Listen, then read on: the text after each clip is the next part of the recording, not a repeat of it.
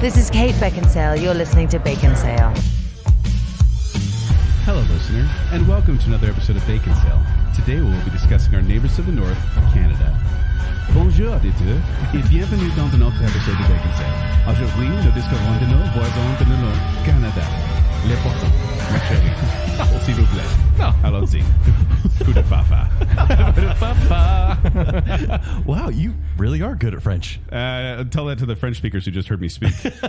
Welcome to Baconsale. I'm Joel. I'm Kent. And I'm Zack. We'd like to thank you for listening to our last show, the finals of our Disney Bracket Show, where we declared what is the greatest Disney song of all time. I thought it was crazy that Rescue Aid Society came in at the very end and won the entire thing. Come right back in. Why wasn't it there? Oh, I thought it was funny to see people's, I don't know, because it was like they didn't like our decisions, but they agreed with our decisions. This was, I think, simultaneously both the easiest and hardest bracket because there are so many good choices that at the end of the day, you're like, fine. We were cool the heroes and the villains, as we said to most people. Yes, we did. Yeah, but we had a great time doing it. We enjoy doing these brackets, and if you got an idea for another bracket, send it our way. We do enjoy hearing those as well. But that's not what we're talking about today.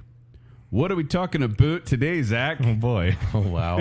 Wow. Well, today is a bit of Canadian bacon sale. What? That might be the title. It's adorable. Yeah, we're talking about Canada today. Canada, eh? Yeah. Why are we talking about we can't do Canada? that. We got to stop that. I know. Canada. No, we it's one of those. It's a category show where we decided to give a little love to our neighbors up north, or as Kent calls them, America's hat. Yeah. Yeah. I think Zack called that as Lesser well. Americans is what I say. No, don't. we probably have listener in Canada. We actually have, and I pulled up the stats just on Podbean alone. Remember, so this is just a fraction of the stats, but Canada is our second biggest international audience. Really? I looked through June, and we have 45 listens, 45 monthly listens in Canada. So the listener drove to Canada? Well, Listen to apparently, that. so Alberta has 22 of those listens. Ontario, 15. Quebec, 3. Newfoundland, 1. Unknown, 4. So those unknown people in Canada, I don't know. I believe there are 13 territories in Canada. Yes. Well, I was We're gonna say, counting on you, all 13. yes, there are 13 provinces and territories, and I can now name them in alphabetical order. Are you ready, gentlemen? Are you From going memory. to do it This in is memory. song form? No, this is from memory. Oh, I've been trying so hard on this. Alberta, British Columbia, Manitoba. Is someone checking me on this, by the way? Nope. Nope. Oh. You're right so far, New though. Brunswick, Newfoundland and Labrador, Nova Mexico, Scotia, New York. No, Ontario, Prince Edward Island, Quebec, Saskatchewan, and then the three territories are, Nunavut, Yukon, and Northwest Territories. Northwestern Territories? Yep. Yeah. Wow. Northwest Territories, yeah. I We prepared for just this lost show. 2 Canadian listeners. Yeah, I probably butchered some of those names, and I From apologize Nunavut. for that. But so we decided, since there are 13 provinces and territories in Canada, we are going to do 13 categories for Canada. This is an unusual show, one that we haven't really done a country-specific show before. I feel like this could pick up steam. But it's one we've talked about doing a couple times, and we might do with other countries down the road. So We'll see if anyone likes this. But I think one of the most fascinating things is how interwoven the culture is without us realizing it. Yeah. Where multiple times today, I surprised my kids and my wife, and then just Zach a little bit ago about, hey, do you know who's Canadian? Blank. And they're like, what? No way. Well, it's so interesting. I love British comedy, but then I think of like how many comedians I like from Canada, and it is a surprising amount. Yes. Like I would say that so much of our stand-up comedy comes from Canada, and legends in the field are Canadian too. Now, just as a personal experience, gentlemen, have you been to Canada? Yes. Unfortunately not. No. Tell us about your experiences with the Canadian folk. So I drove up to Calgary, or I flew up to Calgary, and it didn't seem much different to where I'm from. Like there are more open spaces. The cities are more spread apart. Right. But from where I went, and I really missed out on going to British Columbia, for example. I've always wanted to go there. The sites are incredible. There's a place which I'll name later in the show, which Shakira doesn't live in British Columbia, right? it's Colombia she lives in. I wanted to make sure if that's the reason you're going up there, buddy. Oh, that's a shame. I went for the coffee, obviously, but it was British coffee, so it was no good. Ah. But yeah, so I just went to one portion, and honestly, it's right above the border, and I feel like I let myself down. I would love to explore more of it. Right. Yeah. My experience going up to Canada was with my family. We went over to Niagara Falls and then crossed over the border into Ontario over on that side. From what I hear, it's better on the Canadian side. Well, it's very touristy. Oh, okay. I'm not kidding when I say... Wait, on both sides? Well, no. Yeah, kind of on the American side. But you go to the other side, and this is, I don't know, probably February, March. It was cold. But we went there. And it's always cold in Canada, by the way. Yeah. Well, right there across the border. It's basically the same temperature. But nope, it's like 20 degrees colder. as soon as you cross. Yeah. But there were like haunted houses everywhere. Like what? Like multiple haunted houses. There was like a bunch of wax museums. Like it was very touristy on the other side, but a lot of fun. Like Spook Alley haunted houses. Yeah. Not like a ghost town. No, yeah. Okay. Like Spook Alley, you paid money to go in and like get scared, which I thought was weird to have that year round. But we went to a restaurant and I was like, these prices are insane. And I'm like, oh, Canadian dollars. Yes. A little different. So that's my limited experience with Canada. I do want to go there. My brother-in-law and sister-in-law are actually moving up like 5 minutes from the border. And so we've talked about going to visit them and then going to Canada, which could be a lot of fun because it's a whole new world up there. Yes, it is. Sorry, Zach, I didn't mean to bring that term up with you again. I'm a little bit scarred from the last episode. Yeah. I love Canada, and I don't know why. Yeah, because you've never been there. I've never been there, but I don't know what it is. For years, I am obsessed with Canada. So much so that oftentimes on Canada Day, my mom will text me and just say, Happy Canada Day, which is, none of my family is Canadian. We have no connection with it, but I don't know what it is. I've just felt. Is it hockey? Like what's going on here? I don't know. Do you know Canadians who have made an impact in your life? No. I don't. There's something about what I know or think of. It's like a magical place in my mind. Does it feel so far removed from like maybe America and how split we are, right? It's like a nice and cold America. That's I think that's the tagline. That's the slogan for them. Yeah, I don't know why. Yeah, and it is funny how certain stereotypes about Canadians have made it here to the U.S. and people just kind of all agree. It's like, yeah, they're nice people. They're very easygoing, and they love hockey. Well, I mean, every stereotype about Americans is correct. So yeah. Would be true otherwise. But what would it be like to have a stereotype of like, oh, those people, they're so nice? Like that'd be kind of cool. I know I'd actually be pretty upset about it. We live in Utah. That's true. People there are so nice. Always smiling. Yeah. But yeah, so we have 13 categories, like we said. So we're going to go through them and we're going to give answers for each one. Hey, play along, eh? You might enjoy it. Nope, you're fired. Come on. Not only do we have 13 categories, but, gentlemen, I have a quiz. You have a quiz? I have a quiz for you. Were we supposed to study? Yes. What? If you studied up on your Canada, you will do well. Oh, no. Okay. At one point, one of the questions was, how many territories are there and can you name them? But Joel's already got that one. So Did he? Did he? Why did I pull that trigger so early? I could have won. Wait, so there's got to be some stakes on the line then too, right, Kent? Yeah. What's a Canadian prize? You want a Canadian bacon pizza, Kent? No, no, I do not. What? I'm trying to think of Poutine. I have no idea where to get that. Are there places around here you can get that? Yes. He's growling, so that means yes. We can go there. Okay, We'll go there together. There's got to be something syrupy, Yes. right? Ooh. Something like big bottle of Costco maple syrup. We're going to do donuts are easy. Maple bars. Maple bars. Maple bars. Yep. A dozen maple bars? Mm-hmm. Shake on it? Shaking it. You will get so sick of those so fast. You just need like one or two. That will feed like a couple half of of my Joel's kids. kids. Not even half. Yeah. All right. Okay. So Maple there you go. The donuts winner of the quiz. on the line. How many questions? 13. Can I get can I get some eclairs like in there, or do they have to be? Sure, eh? Yeah. So it's clear. My questions are kind of general trivia about Canada. Oh, no. Yeah. Why? Why did I pull the ripcord on the Yeah, you shouldn't before? have. Oh, I actually, at one point, one of the questions was, in fact, how many territories are there? 3. Okay, dang it. Because you know the difference, you know the split, you would have probably gotten the question. Dang it. Oh, sorry, Joel. Try hard. So let's move into our categories. This is Baconsale, so naturally we have to start with the greatest film set in Canada. I'll go first because I feel like mine is the obvious answer. Okay, let's hear it. It's got to be Strange Brew. Brew. 1983. Yeah. Take off, you hoser. Oh, yeah. This is one of those ridiculous comedies that I grew up on, and then I try and show to people when, I didn't grow up on it, and they think it's weird. Here's the synopsis. Canada's most famous hosers, Bob and Doug McKenzie, get jobs at Elsnore Brewery only to learn that there's something rotten with the state of it. Because this is Canadian Hamlet. It's based on Hamlet. Just because it's based on something doesn't mean it has the same quality, though. No, and it it's is fine. It's based on The Lion King. The Lion King is based on now this. I love it. the whole funny thing is that this is based on. So backing up here, there was a TV show called SCTV, Second City Television, yes. which was kind of Canada's answer to Saturday Night Live. A ton of comedians came out of that we know and love. Legends. At one point, one of the executives of the channel said, "Hey, we want some exclusively, specifically identifiably Canadian content. Like, we want to make this Canadian." They're like, "We're a bunch of Canadians making a Canadian jokes on a Canadian show. Like, how much more do you want?" So Dave Thomas, not Wendy's, the other guy, and Rick Moranis decided to come up with these characters, Bob and Doug McKenzie, who were like super heightened Canadians, where everything was like, "Take off, you hoser," and things like that. Almost offensive, but they're from there. Yeah, and so they were making fun of themselves, and it became a huge hit. So much, in Did fact, it? yeah, they loved it on the skit. They kept having it over there. They got a CD. They have a Christmas song we talked about, and then also this movie, Strange Brew, which is ridiculous. Like it's kind of this goofy comedy that keeps pushing the limits. At one point, there's a dog that suddenly flies and gets a Superman cape on it. Yeah, and you just accept it.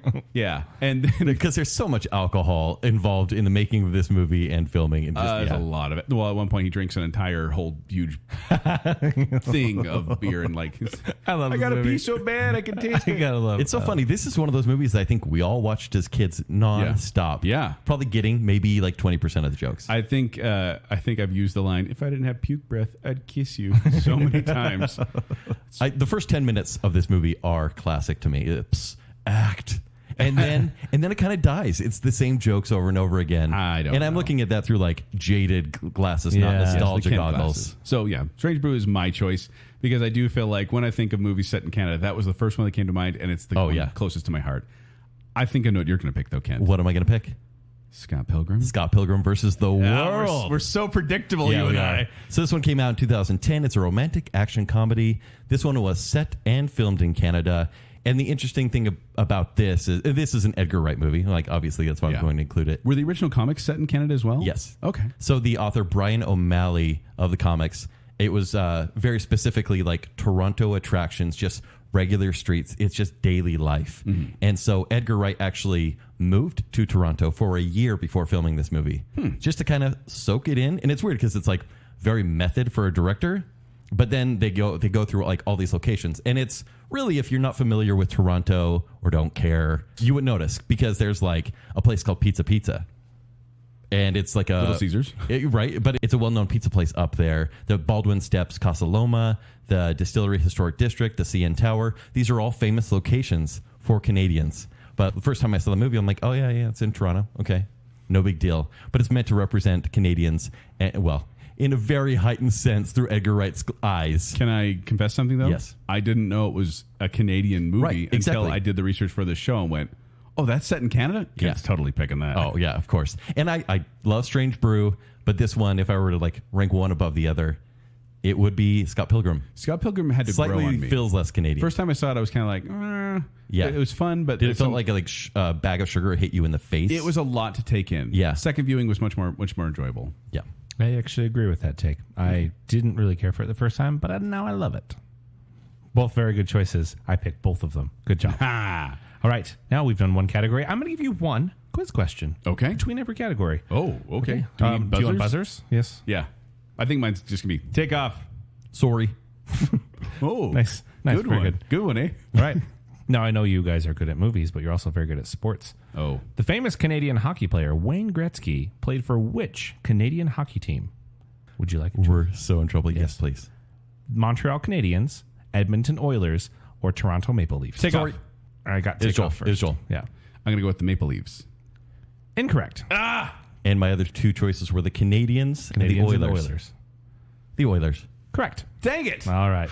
He played in Houston? We're so in trouble. That's the, They're the Texans, Joel. We're in trouble. The fact that I knew there were Houston Oilers at some point in time. Means you grew up in the 90s. Yeah. All right. Let's move over to the best band from Canada. Once again, I am like basically putting on my hipster glasses. Okay. Some suspenders right here. Sufjan Stevens. It's He's not from there. He's from Illinois, obviously. basically Canada. Arcade Fire. Okay. Yeah.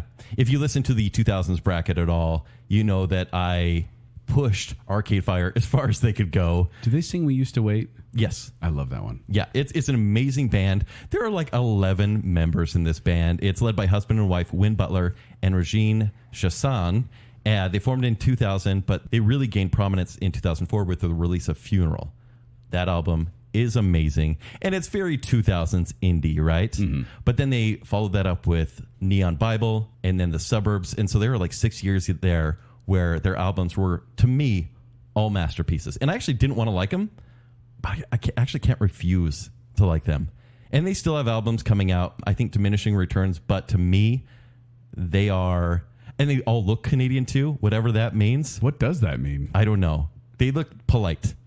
They look polite. They look like no one's going to mosh at this show. Okay. And maybe their fashion's like 10 years behind. That's fine. Yeah. And like they wear Levi jackets. No big deal. But anyways, this is my favorite Canadian band. Okay. I to be perfectly honest, Ken, I don't know enough about Arcade Fire to have a strong opinion on that. So I'm just going to say good pick, eh? Could I win you over if I said they play a xylophone, glockenspiel, French horn, mandolin, and a hurdy-gurdy? My father was killed by glockenspiel. in GoldenEye? No, I think it's a good choice, Kent. You're not going to like my choice, but I don't care because I love the Bare Naked Ladies. Hey. I think BNL. I knew you'd pick BNL. Yes. Yeah, I knew you knew I would. I'm not going to say you love the other type. So the thing about Bare Naked Ladies is that, first of all, when I first was introduced to him, my sister was the one who showed him to him. And she's like, I want to show you this song called If I Had $1 Million. And I said, who's it by? And she's like, I'm not going to tell you. I said, what do you mean you're not going to tell me? And she's like, I'm not going to tell you because I don't want you to know their name. And I'm like, why do I not want to know their name? She's protecting you? Because she knew I'd go to my mom and dad. I'd be like, yeah, my sister showed me this band of Bare Naked Ladies. Which, man, the hardest band to Google. Don't do that. I just usually do BNL. BNL Canada. You went to Blockbuster Music. You're like, do you have any Bare Naked Ladies? Members include Ed Robertson, Stephen Page, Jim and Andy Cregan, Tyler Stewart, and Kevin Hearn at some point in time. Mm-hmm. But Ed Robertson and Stephen Page were like, they were the ones who kind of the heart of the band. They actually met each other at a Harvey's restaurant, which we don't have here. Yeah. After attending a Peter Gabriel concert. They're from Scarborough, Ontario. And they had a cult following in Canada with their first little self-titled 1901 cassette. And it was the first independent release to be certified gold in Canada. Then they started getting a little more popular with Gordon, with If I Had $1 Million and the song Brian Wilson. Then it wasn't until their fourth studio album, Stunt, when they got a huge hit here in the U.S. of 1 week. It's been 1 week since you looked at me. Mm-hmm. Yeah. Kent hates it because it was overplayed. Yep. But there's a ton of great songs on that album. And I love that their style is like they do pop and rock, hip hop and rap at some points. But they also have comedic banter and witty lyrics. Like I love when they do I'd buy you a fur dress, but not a real fur dress. That's cruel. And then later on he says, I'd buy you a green dress, but not a real green dress. That's cruel. He's kind of fur coat. Yeah. Yeah, that's right. Yeah. Fur dress. That'd be fun. Yeah. They've won multiple Juno Awards, which is basically the Canadian Grammys, as well as they've been known for 2 Grammys as well. They've sold over 15 million records and are in the Canadian Hall of Fame of Music. I own 4 of their albums. I own Gordon, Born on a Pirate Ship, Stunt, and Maroon. Are they still going? Yes and no. Okay. They go out to Wendover sometimes. Okay. Well, kind of so what happened is The Big Bang Theory. The Big Bang Theory kind of tore this band apart. Why? They wrote the theme song. Well, why did you have to bring that up? Yeah, because they wrote the theme song, and then one of them got into drugs too. But they also argued over the proceeds over who got what for the theme song of Big Bang Theory. Mostly Stephen Page's drugs problem. There were a lot of drugs problems, but we're mostly talking about Big Bang Theory, and that's why it's tearing families apart. I missed that verse in If I Had $1 Million. Which one? The drug drugs? Yeah. Yeah, don't do drugs, kids. But fun fact, you guys know Paul McCartney from The Beatles. Heard of it. He was asked by a session musician which band he enjoys on the current music scene. This is back in December 2008. And he said, the Bare Naked Ladies. He said, quote, the harmonies are right on. The harmonies are right on. They could outsing us any day of the week. He said that. They could outsing us any day of the week. I don't think John and myself ever had the sort of range they do. He loved the harmonies of Bare Naked Ladies. He also added he would not mind recording with the band in the future. So there you go, Ken. Even Paul McCartney. So he was on drugs in 2008. That makes sense. Stop it. They actually do have a 13th studio album, Detour de Force, which is set to be released this year. Unfortunately, the band, for all intents and purposes, did die when they kicked Stephen Page out of the band. Because, like I said, he has the more noticeable Bare Naked Ladies voice. Yeah, Ed's great. Actually, we're big fans of BNL growing up. My mom is a huge fan. She's been to like a dozen concerts. Really? Yeah. Oh, man, Yeah, I've so I always grew up with all this music. I wanted Joel, to go you to seen concert. him? No, I Never. Kind of. I saw them. I think they came to the Olympics. Okay. And I saw them like For like do a half hour the or last, whatever. Yeah, the last little bit. I was walking by and I saw kind of the concert, the outdoor concert. So That one of their concerts, they and actually have a recorded version of this. They generally will do like Ed would do a freestyle rap song. They'd kind of just make up a song, and so he did one about getting his finger fixed at a place called Passion Nails in the Valley Fair Mall. Wow. In West Valley City, Utah, which is right by where they performed in the That's at good the time marketing the right Center. there. So he just sang a song about getting his broken finger fixed at a nail salon in Utah. There you go. Silly stuff like that. It's a very, very, very fun band. Big fan of these guys. And of course, if you know, I have to give a shout out to Rush. I actually Honorable mention. Yeah, We know. I thought for sure you would pick them if you were going to be choosing one today. So yeah. there you go. But surprising how many musicians and bands are Canadian. If you don't know, just look up Google. Just Google Canadian bands. You'll be surprised about how many bands you know that are actually Canadian. All right, let's move on to another quiz question. Buzzers Keep up. buzzers ready. What is the total number of time zones in Canada? Sorry. Kent? 4. Joel, do you have a counter guess? 5. Incorrect. It's 6. It's the same as the U.S. That would make sense. That makes total sense. North America. It's shorter. It's not as girthy as the U.S. Yeah. Wait. There's 6 time zones in the U.S.? I'm pretty sure there are. I don't Because think so. I'm pretty sure because we went as time zones once in college for Halloween. You went as time zones for Halloween? We all had clocks around our neck with the right time, and on the back it said what time zone we Does were. Arizona count as its own time zone? No. They're we the didn't, no. anarchists. Then it's just 4. No. Hold on. Are you counting Hawaii? Say it. Yeah, of course I am. If you're the central time zone, what do you dress like? Hawaii time, Alaska time, Pacific time, Mountain time, Central time, Eastern time. That's a cheat. Those are all states. It's a cheat. Welcome to Barely. welcome to time zone sale. No points on that one. All right. Now we move on to your favorite Canadian TV show. Now, this isn't shows filmed in Canada. Which is no. all of them. Because Yeah, everything's filmed in Canada is very cheap to film it. Specifically, like the Inexpensive. CW is going to film almost Yeah. everything in Canada. Vancouver. Psych was filmed in there. X-Files was filmed there. But they Because weren't like the set there. forests are beautiful. It's inexpensive. Yeah. So yeah, And it it's makes also, sense. you're in Canada. Yeah. And so Joel, what my do you favorite TV show, and keep in mind, I'm not saying best TV show. I'm saying my favorite TV show, Mm-hmm. my favorite Canadian TV show is You Can't Do That on Television.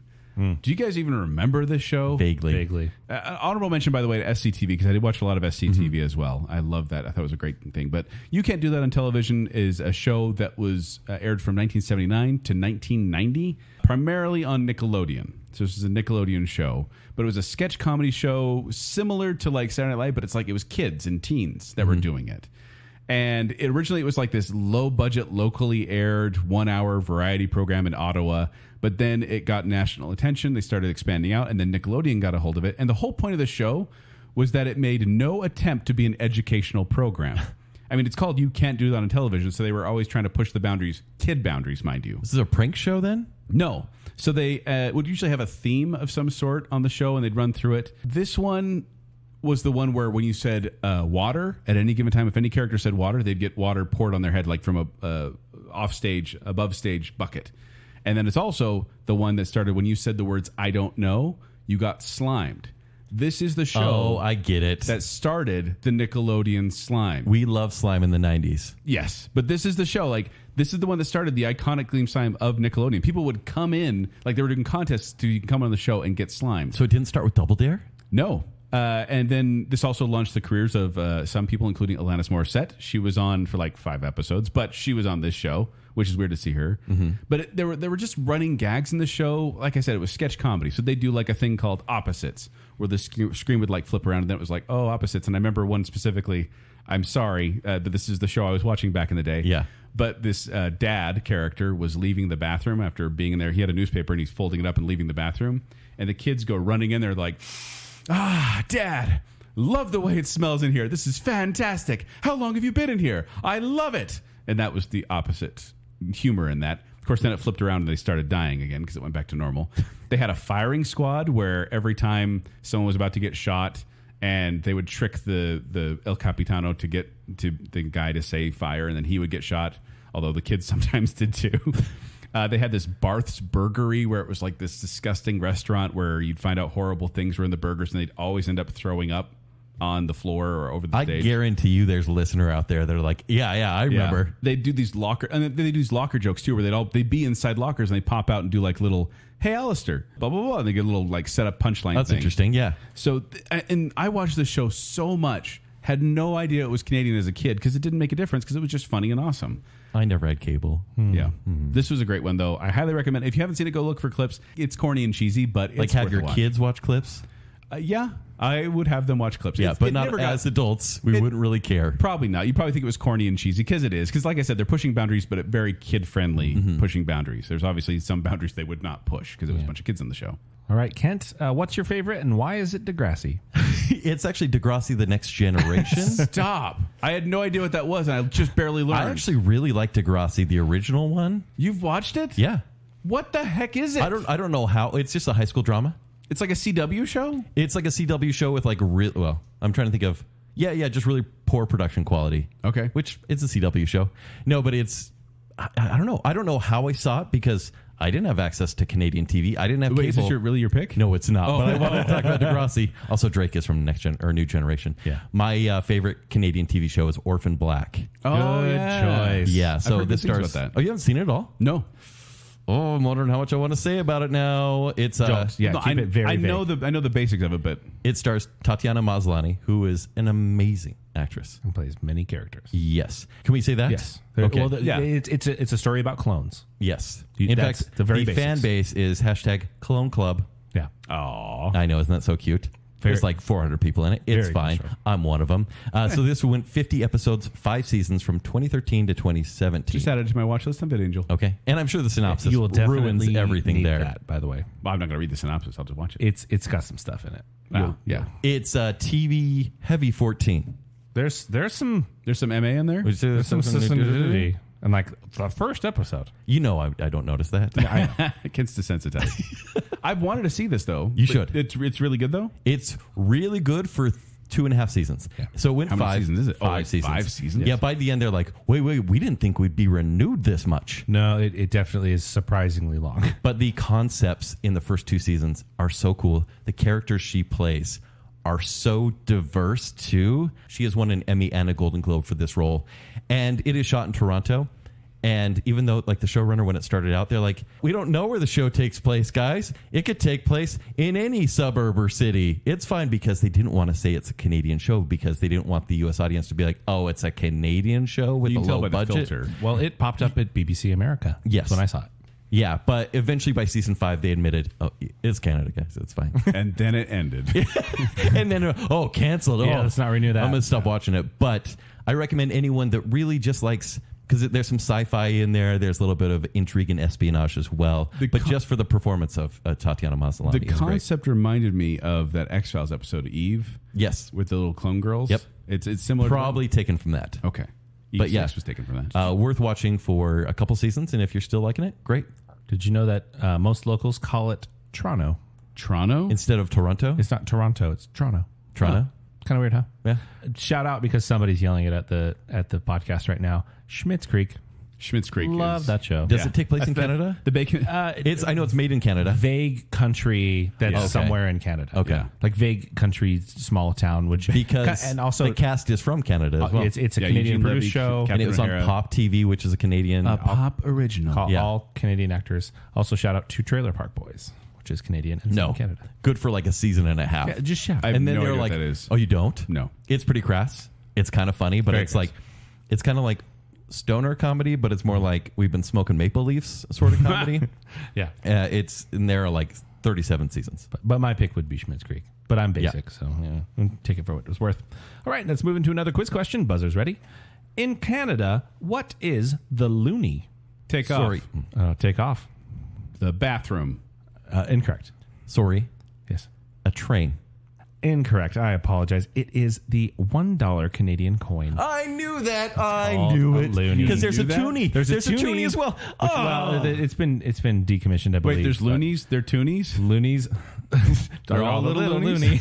Yeah, the loonie is the $1 coin, and then there was a $2 coin that was the toonie. I called it a train. Did you know they've Are also... they tiny, the toonies? Oh, no. Nope. Did you know they've also gotten rid of the penny in Canada? Yes. There's no such thing as a penny there. We should too.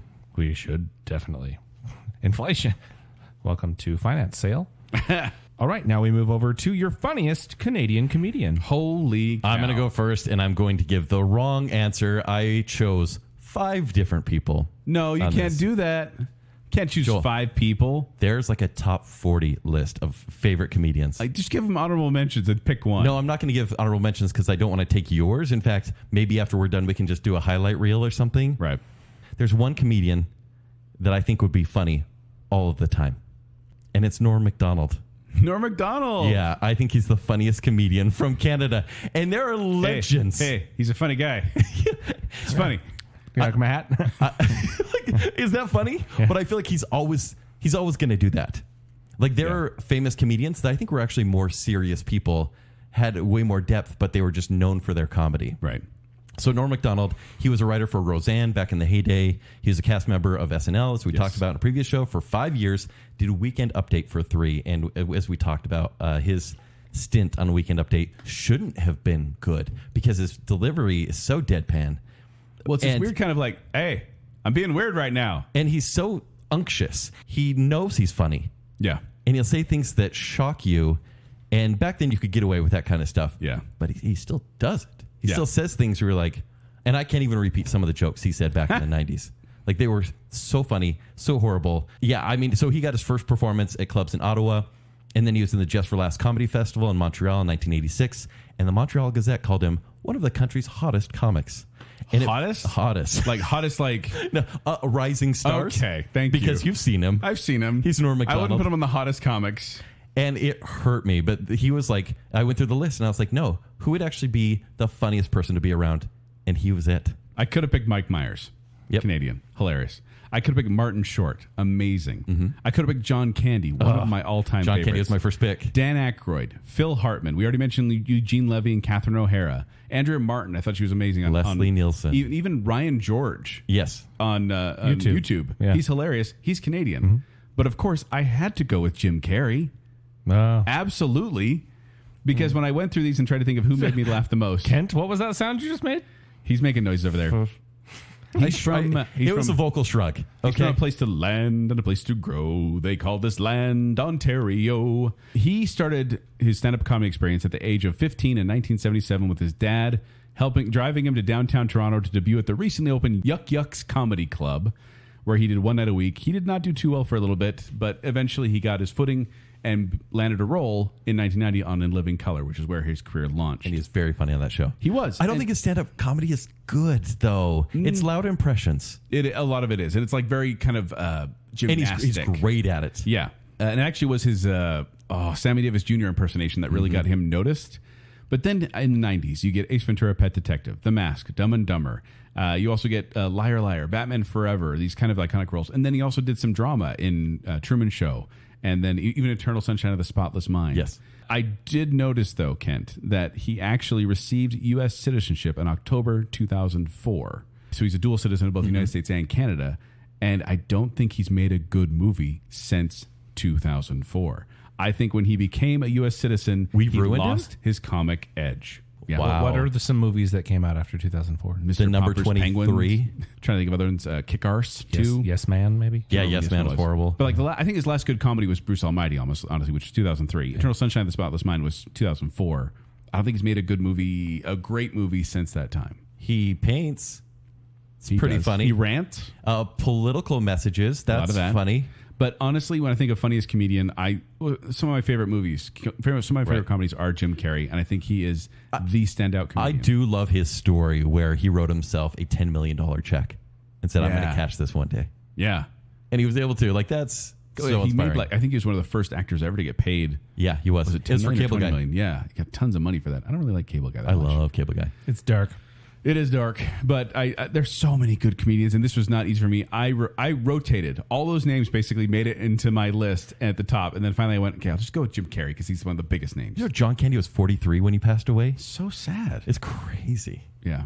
But, I mean, and Martin Short is one that I have so much respect for him because he's been funny for so many years and still going at it. It's in such a weird way. Yeah, a very unique way. It's a certain brand of comedy. It's not my style. Yeah. But I respect You him like respect it, crazy. right? Yeah. But a lot of those came from SCTV, like specifically, Martin Short and Andrew Martin were two that I loved on that Right. show.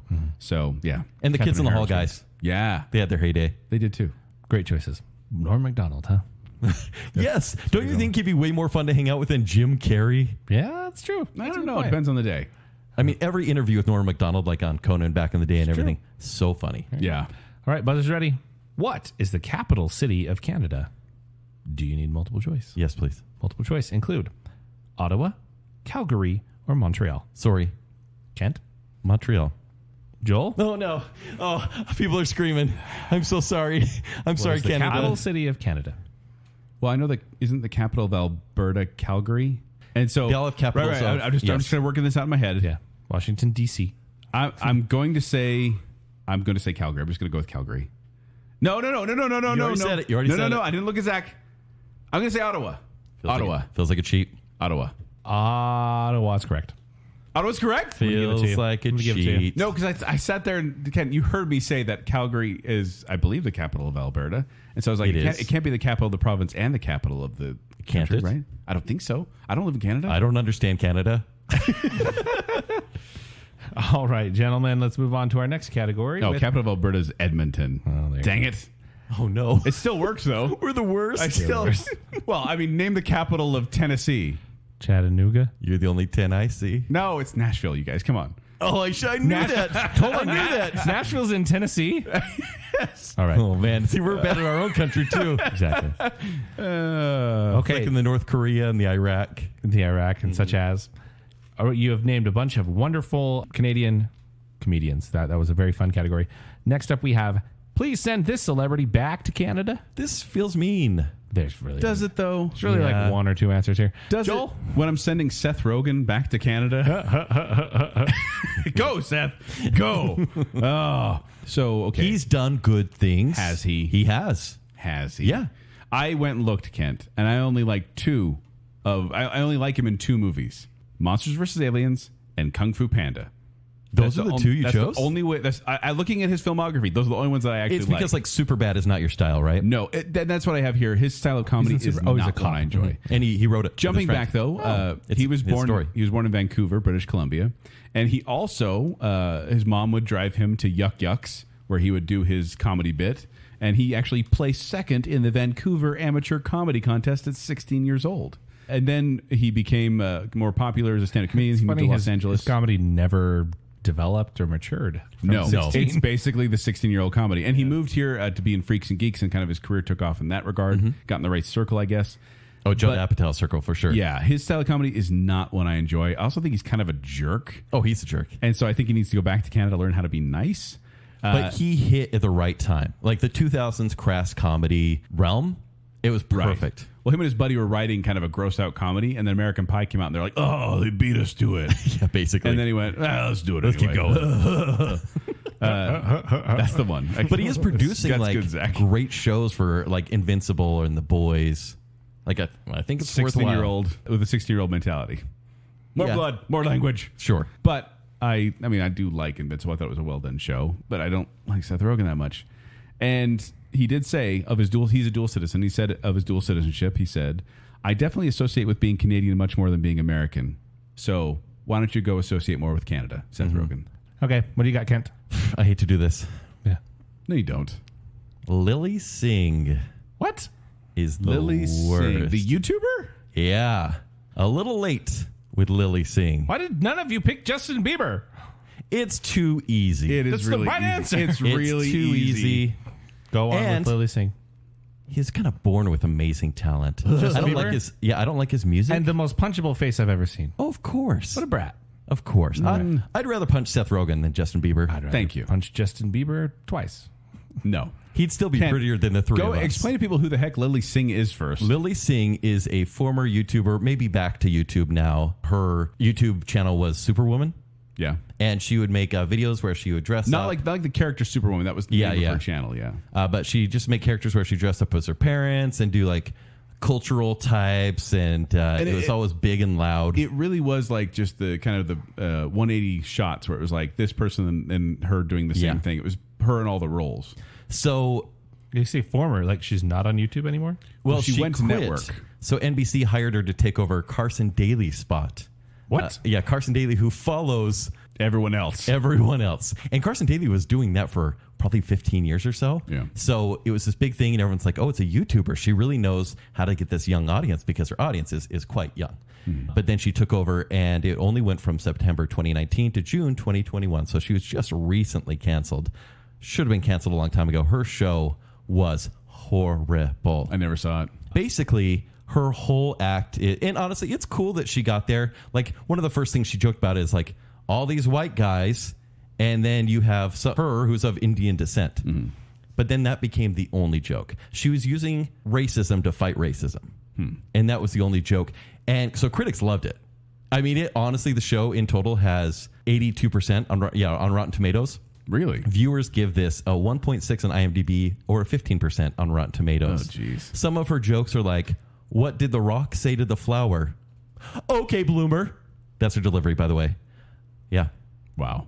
Actually, she offended a lot of fellow YouTubers when she went to legitimate network, like she became a TV star. Because a lot of YouTubers are like, who needs TV? This is the future.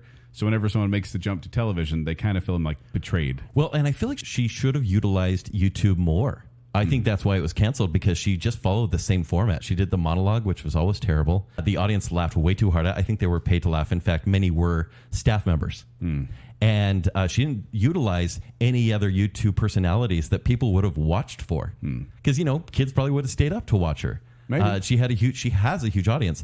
In 2016, she made the third most amount of money for that year for YouTube stars. YouTube. Yeah. But there's a review on Rotten Tomatoes from Kevin M. And he says, energetically unfunny, cringe roller coaster. It deserves to be in a theme park in the horror section. Wow. 1 star. And also she stole jokes as well, which, as we know, you can't really do as a comedian because people find out these days. Yeah. I detest this show. She's probably a fine person, but the jokes she used, honestly, were offensive. Okay. And cringeworthy. So, Lily Singh. Okay. She is back on YouTube, posting as soon as like a week ago. Her page is no longer called Superwoman. It's just Lily Singh. She has 14.8 million subscribers. Wow. Yeah. Just But it is barely more than have. me. Yeah. Yeah, close. So we can put them on a plane together, Kent. Okay, deal. Woof. They both laugh at their own jokes. They Fine. would. Oh, imagine the comedy they would write. Uh-huh. All right, you guys are really good at geography and cities. Let's continue this theme here with the quiz. Okay. What is Canada's largest city? I'll give you 3 options. Okay. Montreal, Toronto, or Calgary. Sorry. Kent. Toronto. Correct. Ah, Yes. Sorry, I kind of jumped the gun on that one, Joel. it's okay. It's okay. It's okay. Sorry. All right, let's go into our next category, which is, this tempts me to drive up north. What tempts you, Kent? I went with a location that I wish I went to and I was a few hours away from. Not Evangeline Lilly. Ah. Yeah. Freckles. Mercy. Yeah. Go on. Banff. Banff National Park. Yep. Banff. What is Banff? Not only is it the coolest name, it's not BAMF. Family friendly. It's BANFF. Think of like the perfect forest on the perfect mountainside with a castle hotel as well. Please Google this. B-A-N. BANFF.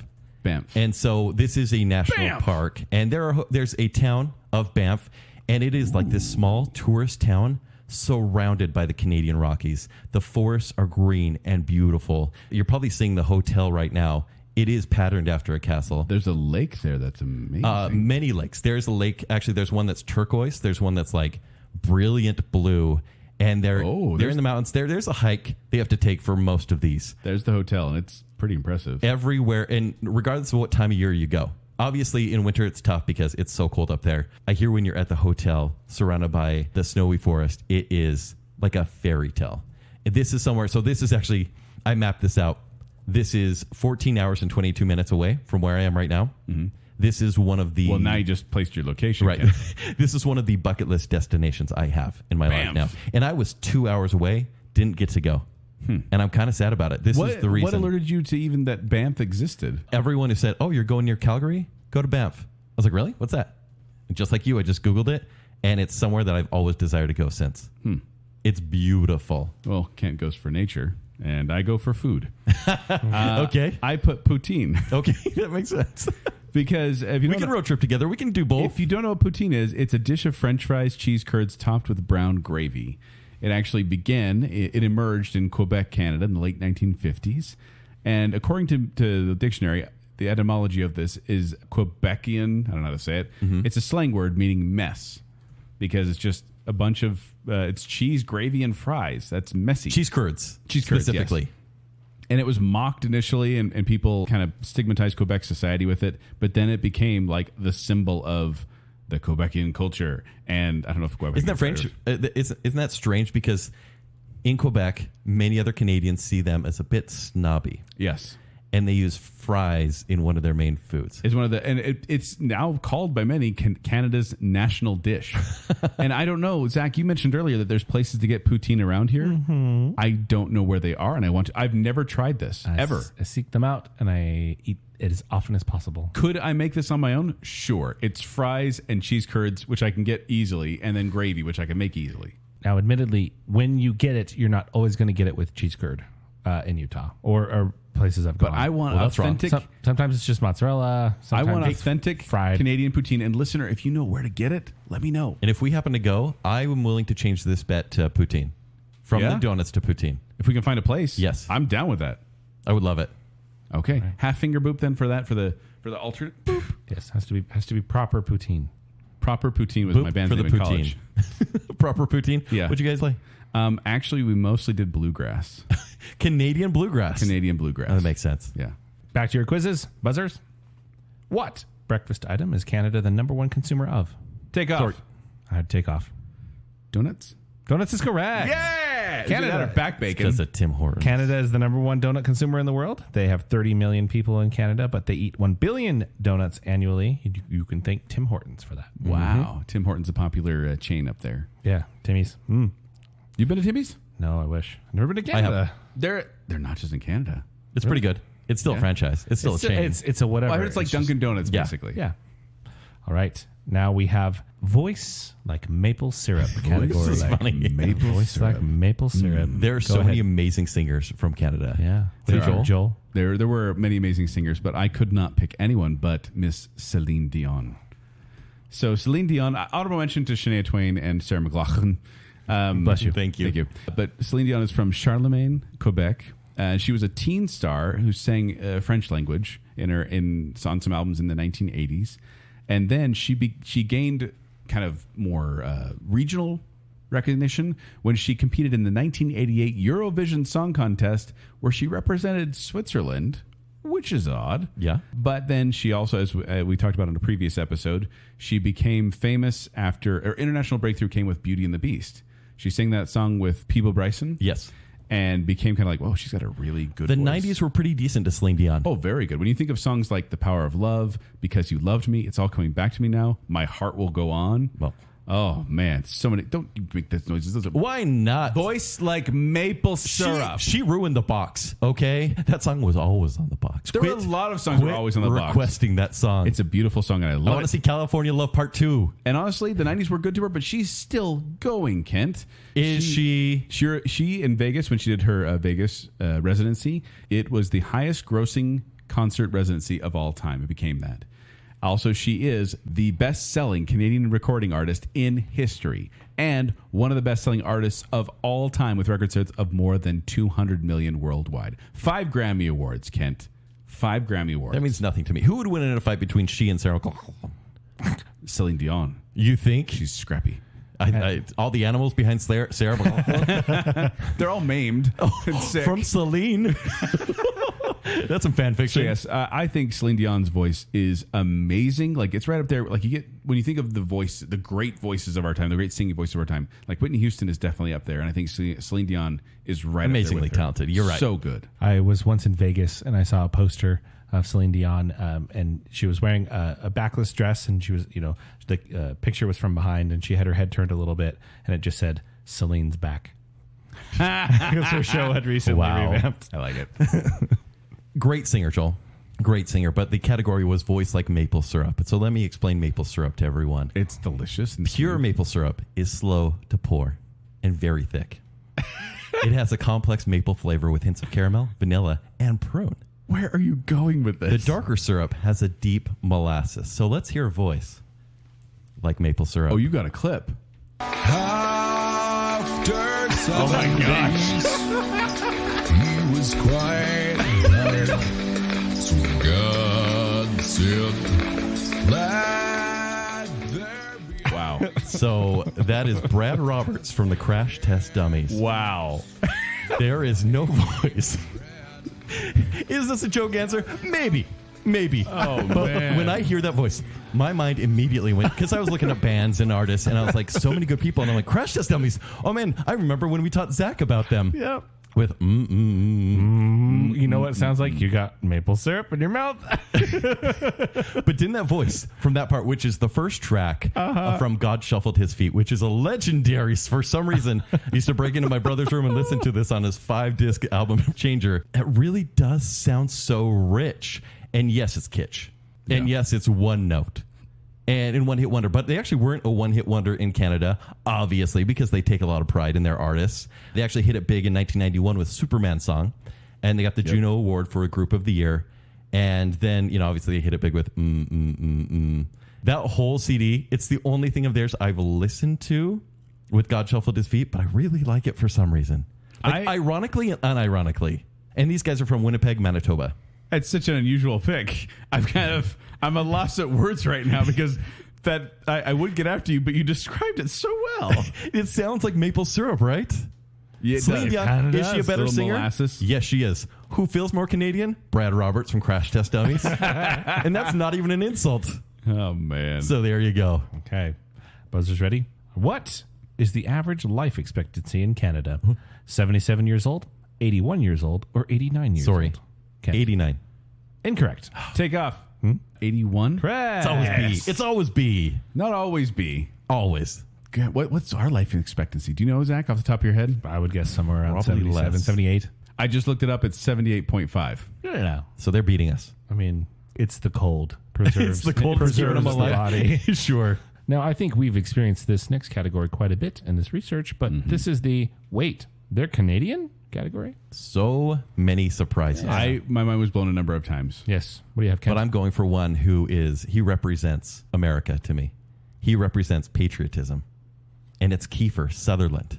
It's Jack Wait, what? Oh, yeah. Bauer. Yeah. Donald Sutherland, I knew was Canadian, so that makes sense. He was a president on the show Designated Survivor. Yeah. So Kiefer Sutherland, and by the way, there's kind of some cheats because he was born in 1966 in Paddington, London, but his parents, Donald Sutherland and Shirley Douglas, are Canadians.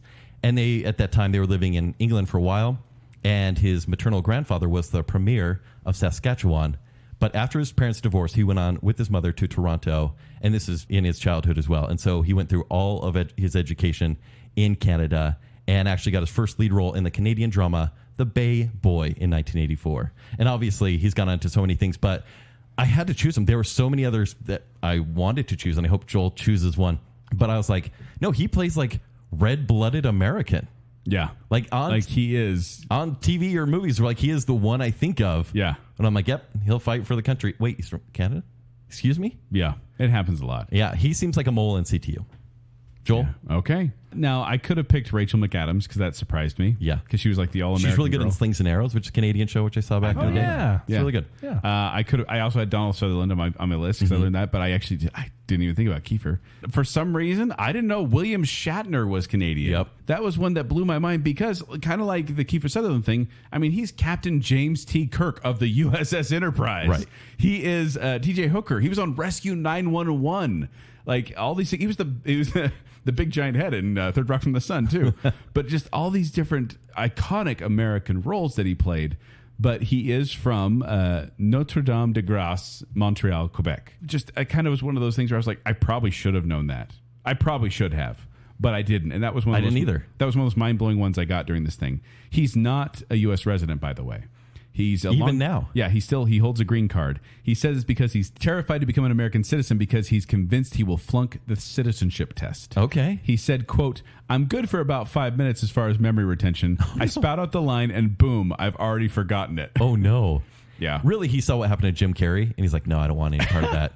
Yeah, but he was actually in the Canadian National Repertory Theatre in Ottawa, where he trained to become a classical Shakespearean actor. And it was through that acting he ended up in Broadway for a play or two and then decided he wanted to kind of kick it around here for a while. He does seem more like a theatrical actor. Definitely. Like with his delivery. Shakespearean. I mean, it's very Shatner-esque delivery, right? Yeah. It's now a trope. He has his own style. Yeah. But the fact is, he's a Canadian, and I had no idea. And I don't know why, because I don't know. He's one of those icons that I just kind of put there. Yeah. It's like, yeah, Americana. It's funny, though, like even as a space captain representing Yes. the planet, we still see him as American. Yeah. So, yeah, of course he's American. It's fine. Of course he is. Well, he is American. Oh, yeah, he is in the story, right? United States Yeah. of America. Well, I just mean it's North America. It's all North America. We're all in this together. That's High School Musical. Okay. I've got another quiz question for you. Woo. How many times, back to sports, you guys are good at this. How many times has Canada hosted the Olympic Games? 3, 4, or 5? Sorry. Yes. 3. 3 is correct. Actually, it correct. should be more, right? Well, I know there were Toronto ones recently. Calgary. Montreal, Calgary, and Vancouver. Oh, maybe not Toronto then. Nope. We're Huh. good at sports. Yeah. But yeah, Vancouver was the most recent games as well. Is The Winter Toronto Games. getting the games? I think they may be. For some reason, I just have it in my mind that it was. You mean there. Toronto? Toronto. Yeah. Toronto. Okay, now we move over to why don't we have that here? So I was going to put Tim Hortons, but Yeah. then I found out that after Burger King bought Tim Hortons, Yeah. that they now have kind of up in the New York, New England area, they have a couple things over there. I was also going to put Kinder Eggs, but I know why we don't have those here because there's stupid laws that say you can't put toys inside candy. And so they don't, it's like illegal to bring Kinder Eggs terrorism over here. Yeah. Chocolate terrorism. But Kent, it's your fault What? that I'm picking the Aero Bar. Oh, man. I just cried a little bit. So those, you brought them home for your trip to I miss the Aero there. Bar. And the Aero Bar, if you don't know what it is, it's an aerated chocolate bar manufactured by Nestle. You're kind of getting ripped off, but at the same time, it's delicious. Well, it is, but it's like this, it's a bubbly texture inside, like inside the chocolate bar. Like people have that weird tryptophobia, whatever it is. Probably won't like these very much. Did you try the mint one as well? Yes. Mint is my favorite. That was one you let me try, and Okay. I devoured it. Yeah. And then I also tried another one I think you had of just plain chocolate. But it's these little, it's like these pockets of air inside there, kind of like almost like a honeycomb Yeah. look to it. But it's this light and fluffy taste that is just delicious. And this is available in I'm going to read these off. United Kingdom, Argentina, Australia, Bahrain, Bulgaria, Canada, Colombia, Croatia, the Czech Republic, Denmark, Estonia, Germany, Hong Kong, Nicaragua, Ireland, Kuwait. It goes on and on and on. Not the United States. It's And I the don't Hershey's know why. monopoly. I think Hershey's won't let it happen. Well, Hershey's actually did make a similar bar called the Hershey's Air Delight. Oh, yeah, there's which nothing apparently delightful flopped. about Hershey's. But the Aero Bar was made available for a short time in the 1980s, but apparently it didn't get enough splash. Have you ever been inspired to try to import Canadian chocolate? Like the Aero Bar? Occasionally, but you can find these. Apparently, you can find these bars like specialty vendors, like if they're Yeah. doing those kind of like. $7 for a tiny candy bar. It's ridiculous. No big deal. So yeah, and they have different flavors like great milk pick. chocolate, mint, orange, dark chocolate, strawberry, white chocolate, honeycomb, vanilla yogurt. I'm so sad now. Yeah. It's these were delicious. If you haven't tried them, I was actually very impressed by them, and I'm like, why? Why do we not have these here? Yep. So Aero Bar, AERO Bar. Nice. What about you, Kent? Poutine. Poutine. And apparently we have it. So maybe I shouldn't long for it too much. But I don't know where to find it. Poutine So- in its purest form, I have not yet technically found. So my first experience up in Canada was in the city of Lethbridge, which isn't huge. Yeah. Went to Costco there. And, Costco, you're like, oh, slice of pizza, chicken bake, a berry ice cream or a berry yogurt. Yeah. And poutine at Costco? What? Is Costco poutine good? Yeah. It's actually really good. don't And we I let was down thinking, here? like, for like $4, I just want a little basket of poutine. Like, please. And it's so weird because we could make poutine so easy. I can get curds up in Logan anytime I want. Yeah. why don't we make this? But it's almost like we're like saving it for a special occasion or a special trip when we go to Banff together. I guess. And Zach, you're not invited because you'll never get to go to Canada for some reason. But I want to. It's just not destined to be. I know. But no, poutine is quite good. I had one that was pulled pork and a little bit spicier gravy. And there's also some Asian fusion poutines as well. Honestly, nothing beats the original. Of the brown gravy, cheese curds, and fries. It's so weird. I will have a form of poutine next month. I'm headed off to Disneyland. I'm going to go to the Red Rose Tavern. They serve poutine there. Do they? Is it pretty good? Delicious. Okay. Delicious. But April 11th is National Poutine Day, so I feel like we should actually make it or find it at a restaurant. Give you the 411 on poutine. All right, buzzers ready? Back to breakfast. What is the preferred storage container for milk Take off. in Canada? It's a bag. Dang it. Why? It's a bag. They got bags. It's a bag of milk. Why do they put milk in bags? In Portugal, they do boxes of milk, but I found out the Like bag cartons. thing, and I'm like, I don't get this. No, it's like a box that you like have to physically like cut open and pour. But I mean, the bag, I don't quite understand because you still have to put the bag in like a special pitcher Yeah. and then pour it out. I don't get that. Canadian bags, man. So you have like Target bags and you just kind of fill it up. It's like you go to the gasoline. cow and Go just to they cow. fill up a It garbage takes a bag of while, milk. and there's also a hole in the bag too. Oh yeah, that's terrible. it's the worst. When there's a hole in the bag. Now we move over to the worst export to the U.S. category. I'm hoping that Joel can beat this. I don't think he can. I don't think anyone can beat what I'm about to say, and I'm going to keep it in the food category, Okay, not celebrity. Hawaiian pizza. It's Canadian. go away, pineapple. And Why do you go? Go on. obviously, we're delicious. going to have a really vocal 17% of our listener be like, Hawaiian and Canadian bacon is so, pineapple and Canadian bacon. I hate that they call it Canadian bacon. There's one type of bacon and then there's ham. Well, Okay? they call it back bacon, but yeah. But it is, sorry, Zach, I know you're fuming over there, and I know that 17% is just screaming right now. I am going to go get one right now. You can't. I'm going to. Okay, go. I love it. Go, because, well, apparently it's kind of popular with people that like it. There was a 2016 Harris poll of U.S. adults, and they had pineapple in the bottom 3 toppings, joining anchovies and mushrooms. But 12% of pizza-eating Americans had pineapple as top 3. So, Zach, you join those weirdos who decide they want their sweet fruit joining Pineapple's ham. delicious. Grilled pineapple. Oh, and at like a Brazilian throw restaurant? it on marinara and melted cheese. Oh, you just spoiled You know what's everything. better than ham and pineapple pizza? Any pizza. But specifically, if you put bananas on there instead of pineapple, it's actually pretty good. Oh, okay, Never take tried it it. easy. I'm just you saying, mad scientist. I'm saying there's, they actually, they did it over in Europe, but I don't like pineapple in the first place. Yeah, when you yeah. put it on a pizza, you can't even pick it off because the juices are everywhere. They're in there. I understand because you don't really like pineapple. Hate it. Don't really like, hate it. No, Strongest And hate. Zach, guess what? I like pineapple, and I have good taste. It's bad. So it was created by Sam. That's a contradictory statement you just made. Sam Panopoulos, he's a Greek-born Canadian. He created this at the Satellite Restaurant in Chatham, Ontario in 1962. And the reason he called it a Hawaiian pizza is because of the brand of canned pineapple that they used. It's like, it's Hawaiian. Thanks, Sure. Pineapple Can. Sure. Gross. Ken, I absolutely applaud your decision, and Thank I will. I think that is the worst, one of the worst exports. I hope you applaud mine as well. Okay, go on. Because I chose Drake. I was going to choose Justin Bieber, but truth be told, I actually do like one of his songs. Which one? Go on. Baby. No, you do not. I do. I don't know what The most cliche one? Unironically, He has better I like songs the song. than that. No, he doesn't. He does. He does. No, they're all kind of terrible. But Drake is the one where I don't get it. So he was born in Toronto, Ontario, Canada. If you don't know who Drake is, I don't blame you because he's a Canadian rapper, singer, songwriter, actor, producer, and entrepreneur who got his start on the television series Degrassi: The Next Generation, which apparently is not as good as Star Trek: The Next Generation. Apparently. Only But barely. Degrassi's like this, and I saw it was like this weird Canadian teen drama. Yeah. After school special type stuff. But here's the thing that really bothers me is that Drake, even though I can name one of his songs, Hotline Bling. that's it. Yeah. And even then, I don't like it. But Granted, we don't listen to that type of music, really. I went mean, through and listened to his songs today just to see if I and can none were familiar. a couple were vaguely familiar. Okay. All of them were terrible. What? You don't like Hotline Bling? No. What? That song's terrible. I don't want a hotline bling. I mostly like it for the memes. And then you have memes like are great, yeah. the Nintendo Wii music in the background. So good. Love it. But here's the thing that drives me nuts about this. It could just be he's an artist that I don't care about and whatever. But the fact is he is among the world's best-selling musical artists with over 170 million records sold. Elvis Presley is considered the highest individual artist based on sales claims. But Drake is the highest selling individual artist based on certified units.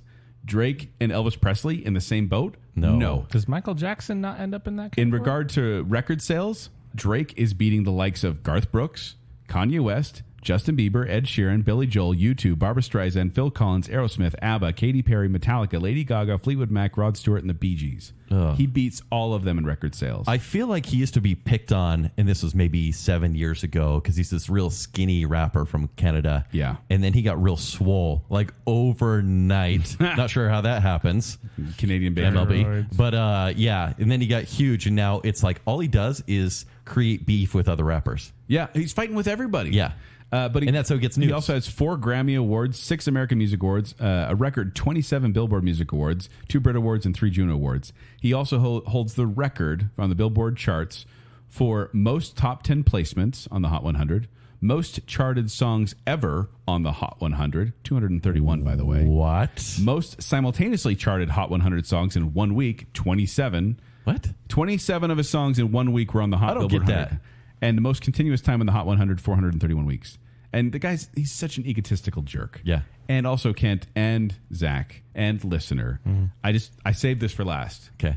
In case you did not believe me, he is credited for popularizing the term YOLO in the United States. That is his fault. I hate it either way. I'm boiling right But now. I just think it's his music. I listened to a bunch of it today. Tried to get through it. It's a bunch of forgettable beats with mumbling, auto-tuned, stupid, vulgar lyrics. Definitely the mumble rap. Oh, I feel like you're creating a beef with Drake right now. bring it on, Drake. Whoa. If he listens to Baconsale, I'm in trouble. You're actually kind of afraid now. Pre-swole Drake, maybe. Maybe. That's a good pick. That's a really good pick. Thank you. Pick. Can we send those back to Canada too? Yeah, Canadian let's just put Canadian Bacon and Yeah. Drake on a plane back to Canada. It's crazy. All right. Speaking of getting swole, buzzers ready. What is the only MLB team, Major League Baseball, in Canada? Take off. Joel? Toronto Maple Leafs. That Kent? is incorrect. It is the. Can I get a province? No, Joel didn't get one either. I'll give It you. is. Oh, Toronto Blue Jays. Correct. Oh, thank you, Joel. I kind of piggybacked on that one. Yeah, I just realized that I knew the Toronto Maple Leafs were hockey, Hockey. but I love the screams I can hear. It's almost like tinnitus. You can hear the screams from the listener, just like even "You as we're idiot." recording it. Yeah, Yes. you apologize to You Sam idiots. Ma right now. Yes. Yeah. I actually am going to see an MLB game soon, Los Angeles Angels, and they will be playing the Toronto Blue Jays. Oh, cool. Nice. Pretty excited about that. All right, let's move over to would look best in a Mountie costume. These categories are so politically correct. the worst one. Would look best in a Mountie costume. I think there's no doubt in my mind it'd be Ryan Reynolds. I'm sorry, Kent. As much as you hate him, as much as you despise him, dang it, the man looks good. Ryan Reynolds, Deadpool. Yeah. The he's really attractive. Very famously from Vancouver. I don't want you to the other Ryan Gosling, but I chose Ryan Reynolds because, his 2 of his brothers work in law enforcement, and one of them is actually a Royal Canadian Mounted Policeman. But you can't even see his abs. It doesn't matter. It's gonna be very nice fitting. He's got the hat and everything. So Ryan Reynolds is one of those guys that I've known since 2 Guys, a Girl, in a Pizza Place. Yeah. And I watched that show. I enjoyed it. And then I just think it's amazing how many. This guy almost seems bulletproof because he's had so many flops. Yeah, so many horrible But he movies. keeps coming out on top. Like, you think about it, Blade Trinity. Everyone hated Blade Trinity. Yep. Still went on. And then he made X-Men Origins Wolverine as Deadpool and was the worst. People hated him. He went on to make Deadpool. Well, they didn't hate Green him. Lantern. Fans clamored to bring him back. But I mean, the guy, with the Mountie custom, this guy could get anyone. He could get Scarlett Johansson or Blake Lively. Oh, wait, he's been married to both of them already. and Alanis Morissette. Yeah. What? Yeah. Yeah. Wow. So I chose Ryan Reynolds in a Mountie costume. Okay. That sounded weird. Can't tell me about your Ryan. I choose. Well, look, I almost chose Ryan Gosling You didn't choose Ryan Gosling? I did not. I specifically didn't choose him because I thought you would. because I chose Trisha Helfer, number 6 for Battlestar Galactica. Okay. Trisha Helfer, she's quite tall as well. And if you haven't seen her, she is in that show. She's naturally brunette, but she is blonde in that show. And I've talked about her on a few different episodes. Yes, you have. Let me give some history on the Royal Canadian Mounted Police. In 1974, women were finally allowed into the RCMP, and currently they make up just under 22% of Mounties. Trisha Helfer was born in 1974 in Donalda, Alberta. Formaldehyde? Yes, Formaldehyde, Alberta, Canada. And she lived and worked on her family's grain farm and was discovered by a talent. So really small town, just working on a farm, discovered at age 17. We know her very well from Battlestar Galactica. Yes. She's been on Burn Notice, episode of Community, Chuck, Lucifer. She was on for a season, Van Helsing most recently. So definitely a TV star, right? It's like character actor, TV star. You can't miss her. I think she is top tier.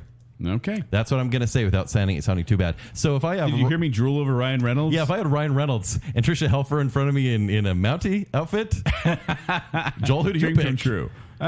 Dream come true. We'll leave it there. We'll leave it there. Me and Ryan Gosling. That's fair. That's fair. There you go. I feel like he's too nice. He's too gentle. He's Canadian. Yeah, he is Canadian. He's too nice. Huh. Although his abs in Crazy Stupid Love or Ryan Reynolds' abs in Blade Trinity, I'm not sure. I feel like Save it for our ab show. I think Reynolds has more length. He does have more length. Yeah. All right. Okay. Buzzer's ready. This is kind of a weird one. And you can tell my favorite show is Jeopardy. I tried not to write every question like it's a Jeopardy question, but this one kind of is. In 2009, an act was passed which made this common Canadian response inadmissible in court. Take off. Joel? Sorry. I'm sorry. In the basically in 2009, the sorry or that apology true? act was passed. Because people would say, like, knee-jerk would say sorry. Yes. Oh, because they were polite. Like, they get in no accident. I'm so sorry. In Canada, saying sorry means an expression of sympathy or regret and not an admission of fault or liability in connection with the matter. Oh, that makes sense for a relationship I had. Like literally. Oh, wow. That's good. Kent's bearing his soul on Baconsale. All right, our next category is, yeah, that totally seems Canadian. I'm going first. Yes, you do. Syrup money. What? Syrup money. What? Syrup money, guys. What is syrup money? So in 2011, they introduced new, and it started with $100 bills. And because they, like European money, Australian money, anything that's like not American, it's kind of plasticky. It's got a polymer on it. And sometimes it's see-through and it's very... Different sizes. Yeah. So the $100 bill was released in 2011. And people were like, that's weird. It smells like maple syrup. Government or Bank of Canada, what did you guys do?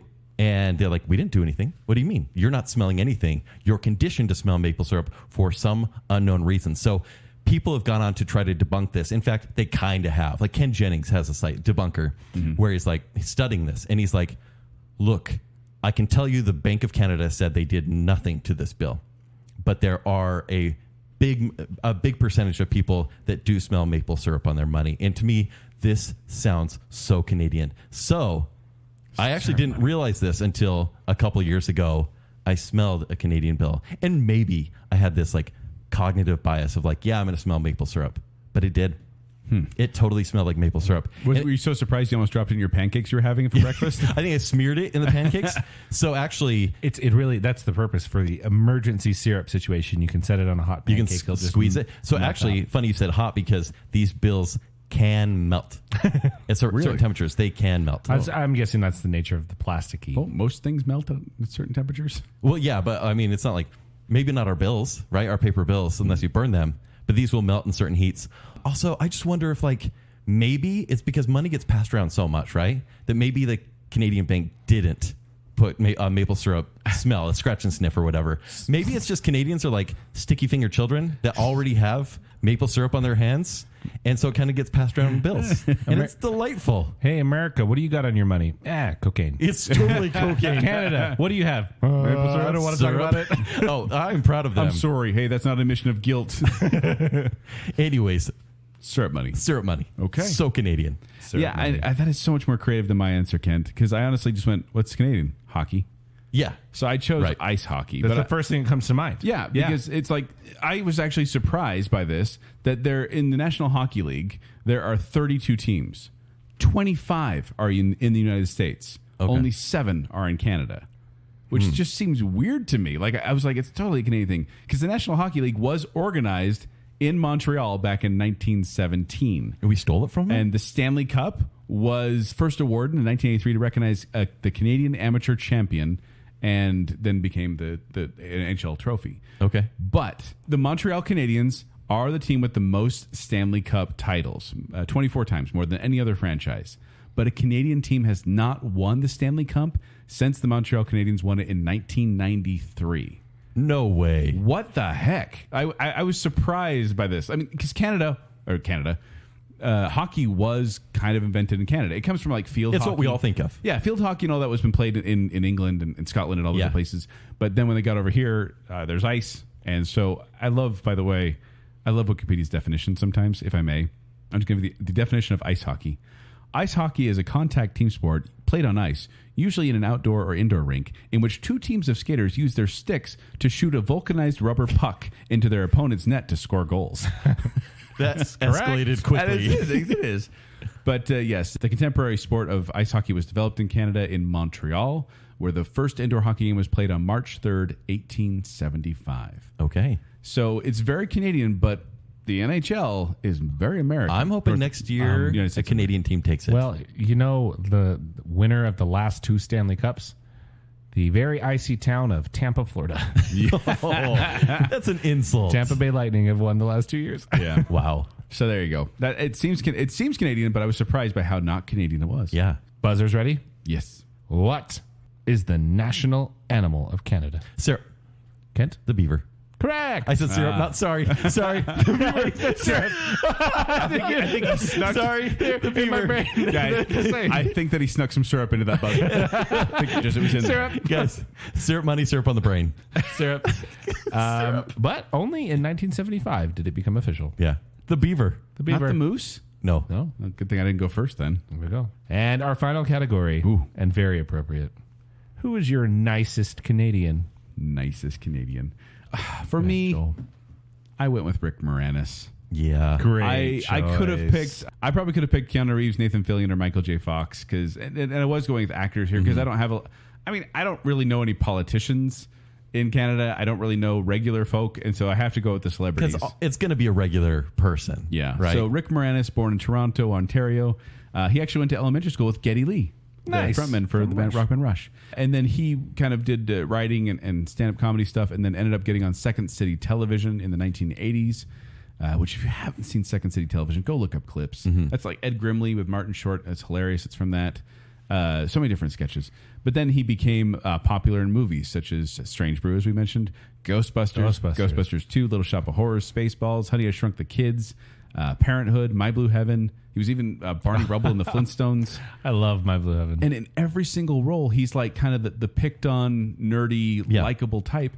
And I think it's not far from the tree. I think he kind of, that's who he is. Well, he retired from acting because he wants to take care of his kids. Yeah, his wife sadly awesome. his wife sadly passed away in the late 90s, and he took a hiatus from the film industry because he said, "I'm a single parent, and I just found that it was too difficult to manage to raise my kids and do the traveling involved with making movies. So I took a little bit of a break, and then a little bit of a break turned into a longer break, and then I found that I really didn't miss it because he wanted to be a single parent. He's so nice. He ended up doing an album called The Agoraphobic Cowboy, which I thought when he performed it, I think on, it was either Letterman or Conan, but he performed it and I thought it was going to be a goofy song. And no, it was pretty straightforward country kind of twangy song. And it was good. Okay. He was approached to appear in Ghostbusters, the 2016 reboot-ish of Ghostbusters, sequel reboot.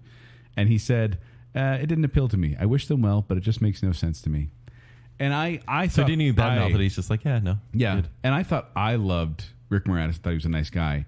And then I realized the world did when in October of 2020 at approximately 7:30 a.m. Yeah. Rick Moranis was the victim of an assault in New York City. He's just walking along, and this dude just walked up. Punched him. And they have security footage of this dude just walking up, and he's looking on his phone doing something.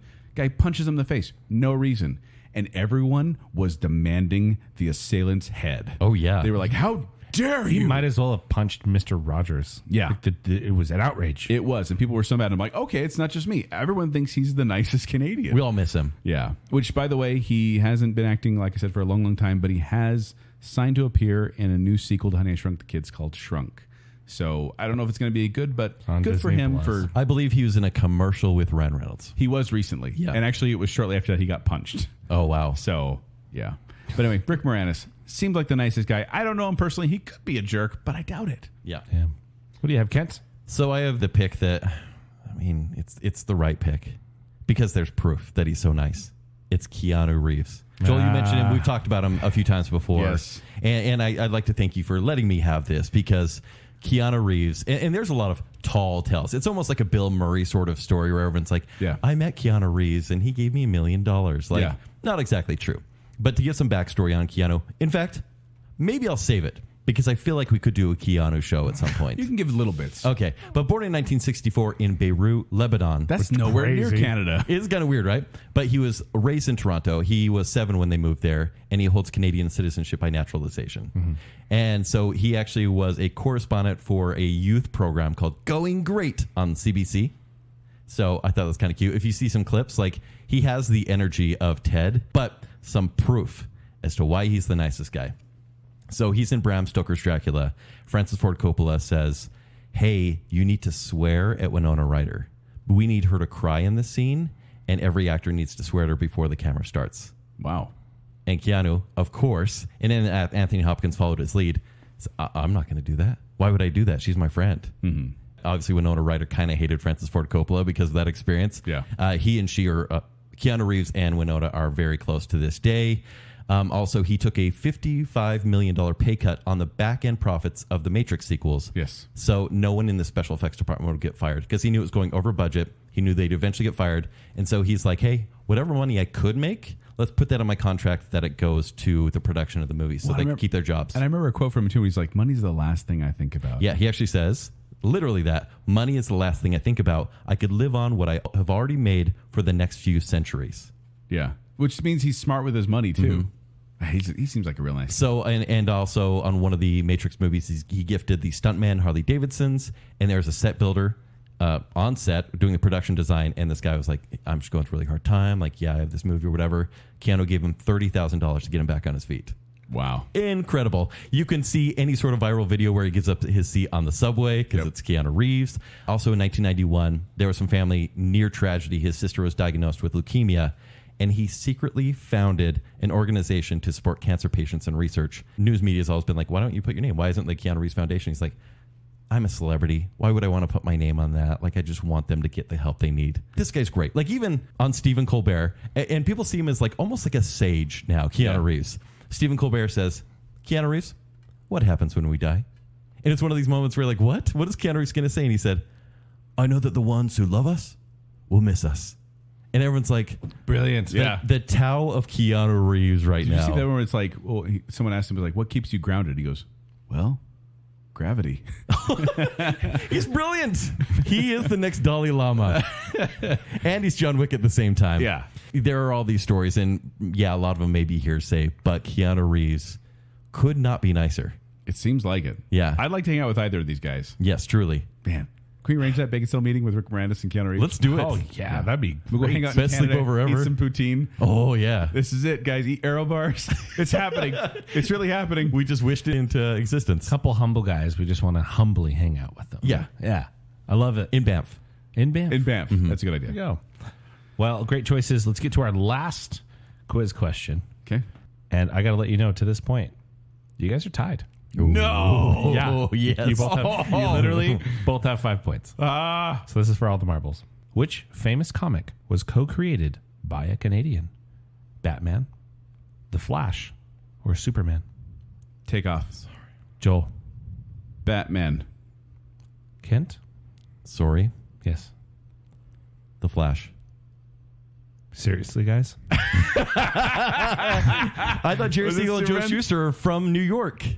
Joe Shuster No way. is a Canadian American. He's originally a Canadian. Are we tied then? We are tied. You guys Did it again. This is the second quiz in a row. I know. We made a very Canadian agreement on the last quiz as well. It sounds like we can't do anything different on this one. Yeah. Fine. I'll find You want to share quiz poutine? question. Let's share some poutine Aw. and some maple bars. I love it. Yeah. Fine. I Thanks, will buddy. buy you poutine for time. Oh, Zach's going to buy it On for the us. second time we've done a quiz on Bacon Sale. It's your tied fault again. for making questions about geography. So there you go. There are our Canadian categories. We hope you enjoyed this. Let us know if you think we should do this with another country. And if so, what country should we do it with? We have to be somewhat familiar with We also have about 40 listens a month from Australia. Yeah. 37 from the Isle of Man, strangely enough. Australia. it. Yeah. So let us know on our Facebook page, on our Instagram page, on our Twitter page. We love hearing from you, and we hope to hear from you because we enjoy interacting with you there. But before we go, we'd like to say thank you, a proper Canadian thank you, to our patrons, including Adrian Gray, Lady Terry Findlay, Sean Sanquist, Just Plain Old Kyler, Alicia Bass, Braden Winterton, Chris Strout, Jennifer Kilkowski, Adam and Rachel Crump, Plot Twist Media, Babs, Gloclin Daniel, and Allison Gall. And also we'd like to give a thanks to the Bacon Council, which includes Chris Anderson, Nicole D. Kale, Ryan and Marley Farron, Matts, Her Royal Highness Jessica Terry, our favorite couple, the Madsons, The Shadow, and Reverse Listener. Thank you. Thank you, patrons. Thank you, patrons. We appreciate your support. You help keep the lights on here in the Bacon Cave and the maple syrup running out of the tree we have in here. Aw. But if you want to find me, you can find me at 76Joel on Twitter. You can find me performing with Quickwits. They perform every Saturday night at the Midvale Performing Arts Center. For more details, go to qwcomedy.com or go to the Quickwits Facebook page. If you want to find me on Twitter or Instagram, it's at Kenny3DD. If you want to read my movie reviews, at ShowtimeShowdown.com. If you'd like to connect with me, you can do so on Twitter and Instagram at Tumbling Mustard. But more importantly, make sure you're following Bacon Sale. You can like that Facebook page and also follow at Bacon Sale on Instagram and Twitter. While you're doing that, you can go to tpublic.com/baconsale and get yourself some merch, some fun t-shirts in there that people love repping. tpublic.com/baconsale. And then if you'd like to support the show further, you like what's going on here, you can go over to patreon.com/baconsale, where support starts at just $3 a month. You can get some fun bonuses there, like exclusive reviews. You can get extra content, kind of the fun version of the show. We do pre-show every The fun version of the show? What would we just this do? This is the structured version of the show. That's like we're going to talk about, I don't know what's going on in the movies, and then suddenly we end up talking about cookies and cream. I don't know. It's weird. Yep. It's a very strange show. Patreon.com/baconsale. So until next time. Oh, Canada. It's like a nice and cold America. People there are so nice. Always smiling. Yeah. But I don't care, because I love the Bare Naked Ladies. Because we went as time zones once in college for Halloween. We love slime in the 90s. It was a vocal shrug. See, we're bad in our own country, too. Kent goes for nature, and I go for food. I want to see California Love Part 2. Is this a joke answer? Maybe. Chocolate terrorism. I can get curds up in Logan anytime I want. Canadian bag, man. Go away, pineapple. I feel like you're creating a beef with Drake right now. Bring it on, Drake. Dang it, the man looks good. I chose Ryan Reynolds in a Mountie costume. Okay. That sounded weird. I feel like Save it for our ab show. Reynolds has more length. Maybe it's just Canadians are like sticky finger children. Hey, America, what do you got on your money? Cocaine. Sound check again, real quick. Crick. Real quick, guys. It's been a long night. Dan the crick. Real quick. It's crick. Lighten.